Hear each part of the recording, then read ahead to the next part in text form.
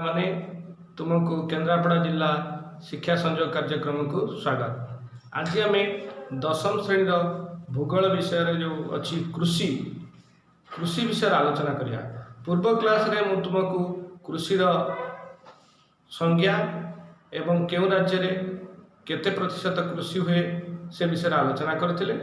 आज आम आलोचना करिबा कृषिर प्रकार भेदरे थिबा द्वितीय प्रकार कृषि जहाँ होची स्थानांतरित कृषि। स्थानांतरित कृषि रे कृषक जंगल रे किछि अंश को पोड़ी दिए। यह द्वारा भूमि रे पाउंस मिसी जमीर उर्वरता वृद्धि हुए। ए प्रकार कृषि रे सारर प्रयोग कम होउथिबारु प्रति वर्ष बा वर्षक वर्ष उत्पादनर परिमाण ह्रास होइଥାଏ।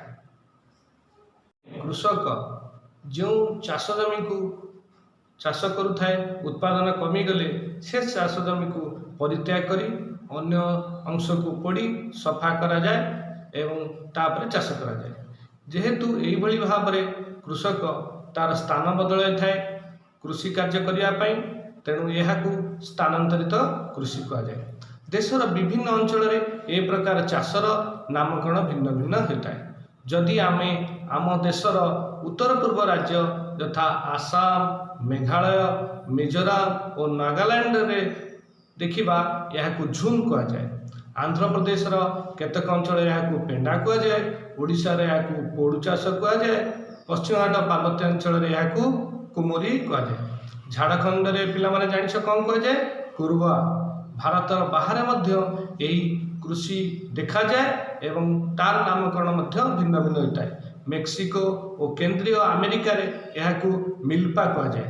ब्राजिल रे कौन कहा जाए पिले रोका। इंडोनेशिया एवं वियतनाम रे यहाकू रे कहा जाए। तेणु पिला माने आज आम स्थानांतरित कृषि पढ़ले एवं से केउ केउ स्थान रे किपरि नामित होइछि ताहा मध्य जाने। आगामी क्लास रे अन्य प्रकार भेद कृषि जहाँ अच्छी पढ़ा। आज एतिकी धन्यवाद।